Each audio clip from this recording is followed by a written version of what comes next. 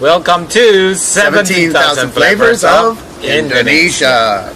And so today we're going to talk just briefly about each one of them and what their name is, what's some of the main ingredients in them, and some of the recommended dishes to use it with. He's always used it in our restaurant, and he had to figure a way to teach other people that we hired in the kitchen to cook and be consistent in the dishes. And sambal, okay, spicy. I mean, if you look at it, you just see the richness of it, because everything is done with true ingredients, and there is no artificial flavors, no artificial ingredients.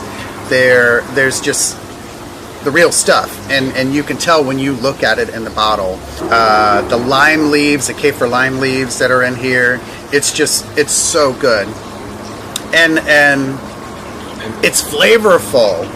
Besides the spiciness that it adds to a dish, it's very flavorful. I mean, what is the ingredient of the sambal? Lots of chilies.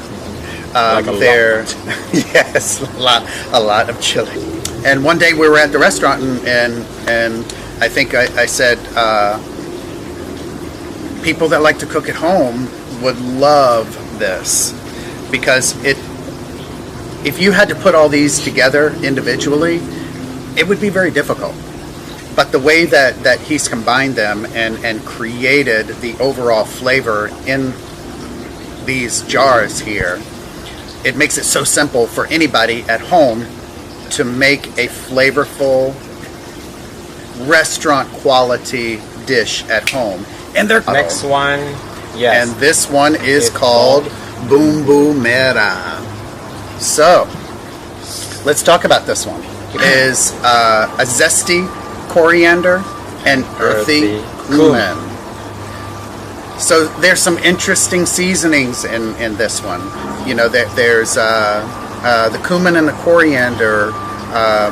To me, are coming from more of an Indian background. Actually, we have Indian influence, and then we have Arabic, we have the Chinese influence, we even have a Portuguese, we even have a Spanish influence. But depending on the area where you go, to the west, in the middle, or to the east, that's totally a different story. So let's tell people some of the things that they can use a bumbu merah with. Okay, so bumbu merah, you can use for red meat. There's no particular way to cook with it either. You know, you can stir fry it. We're going to do a video hopefully today, because we've been marinating steak in this since yesterday, I believe, and we're going to grill that today. Our cooking videos are going to be dishes that you can just go bam bam and less than 10 minutes and put together with the seasonings, and you'll be amazed at the flavor palette, the flavor quality in the dishes that you're doing at home, and people will wonder, you know, oh my gosh, you spent all day in the kitchen making these dishes, and you're gonna know because you did it in like 10 minutes. Bumbu samawa, spicy garlic and zesty coriander. So again, you know, when you look at the seasonings inside these bottles here, you see the thickness, you see the pieces of the ingredients, and I mean, you can't question the quality of the ingredients. Okay, so bumbu samawa, what can we use it with? Seafood dish that I used to have back then when I was a kid called singang. So we use this to make singang.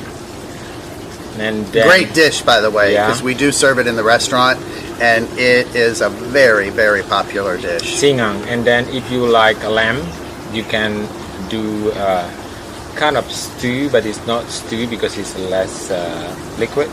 Okay. Like saute, it's called tongseng kambing or tongseng lamb. Oh my gosh, this is so good. Or tongseng goat.